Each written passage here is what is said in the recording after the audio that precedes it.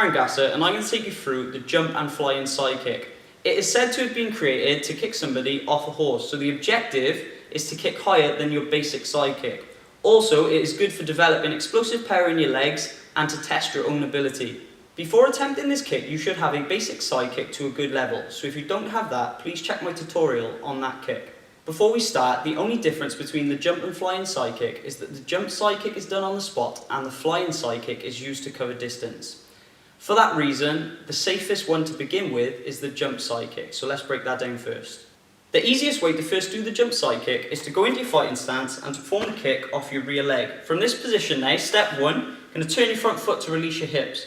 Now if you don't turn that front foot, you're going to be going against your hips, so it's going to be very difficult for that leg to come around and get to the chain position for the side kick. So make sure you're turning your front foot. Step two, you're going to be driving your knee and arms up to give you height. And once you've drove them up, you're going to turn your knee and get to the chain position for the side kick. Not only that, as you're driving your knee up, you need to time your base leg's push off. Now if you miss time, if I drive this knee up and then I push off, I end up with a very weak jump, so I need to get the correct timing. So before moving on to the actual kick, what I suggest you do first is just get the timing right. So from here, turn your front foot, drive up, and get that knee driving up, and then turn into the chain position for the side kick. Land on the non-kicking leg's ball of the foot first to absorb impact and stay in balance.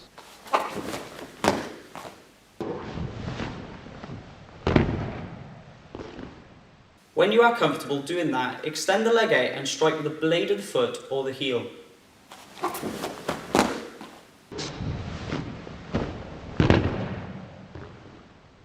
When you can do that, then you can focus on the non-kicking leg. When most people first do the jump side kick, they leave the leg down to dangle, but it's important you try and tuck that leg up so it doesn't get swept whilst you're in the air, and also to protect your groin.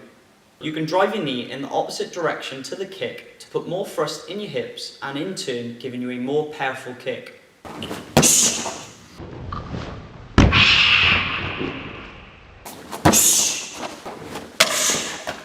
Another method is the bicycle version. All you have to do is put your non-kicking leg up, and from this position, you're going to turn the knee out and go to the jump side kick. The bicycle version is a lot easier to do with a run-up, so it is commonly used when doing the flying side kick.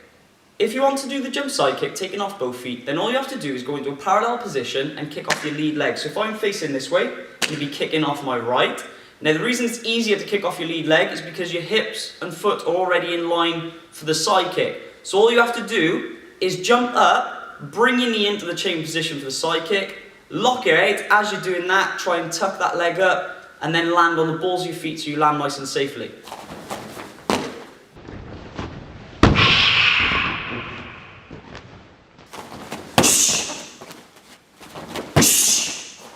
In my opinion, this version is the most efficient way to land a jump side kick in sparring due to its speed.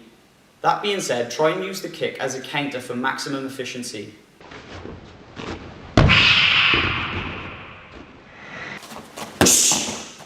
You can do this version for the rear leg as well, but it is difficult to get that leg around to the chain position and lock out the side kick, but it is good for testing your own ability.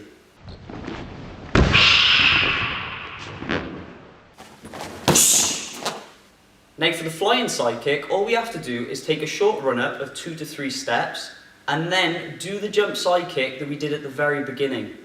So when you take your run up, no matter how many steps, your last step will need to be the leg you are not kicking with. So I take my run up, the last step will have to be for me with my left leg if I want to kick with my jump right side kick. From this position there, all the momentum you should have built up gives us the momentum going forwards and also gives us more power going into the technique. So when we get to this point, what we need to focus on is driving these arms and knee up, because we've already got the momentum going forwards. We need to get some momentum to go up and get the height for the kick. So when you're running up, try and block and then go into the jump side kick.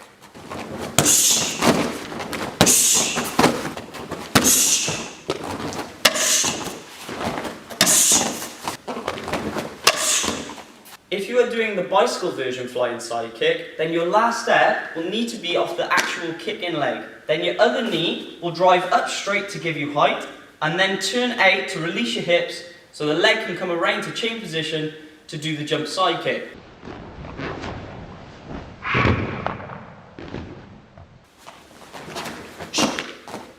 Now pointers to improve your techniques. Remember to turn that front foot out to release your hips so the leg is easier to come around. So when you're doing your flying side kick version, when you take your run up, that last step, the foot has to be turned out. If you are doing the bicycle version, then you'll need to turn your non-kicking leg out to release your hips. Your arms and knees play a key role in getting height and distance. So if you want more height, you drive the knee up first and then turn into the chain position. If you want more distance, then you drive your knees forwards. Make sure you bring the knee right around to chain position so you can create more momentum for the side kick. Kick in line with your hips for maximum power. If your kick is rising, then it will scuff up the target, meaning less power going into the target or the person you're kicking. Also, it will put you off balance and you have more chance of landing awkwardly. Strike with the blade of the foot or the heel for maximum damage. The most practical target area is the body due to its size. If we are kicking high section, then we can strike into the throat or the philtrum. If we are jumping to the side, we can also strike into the thigh or the knee joint to potentially snap the leg.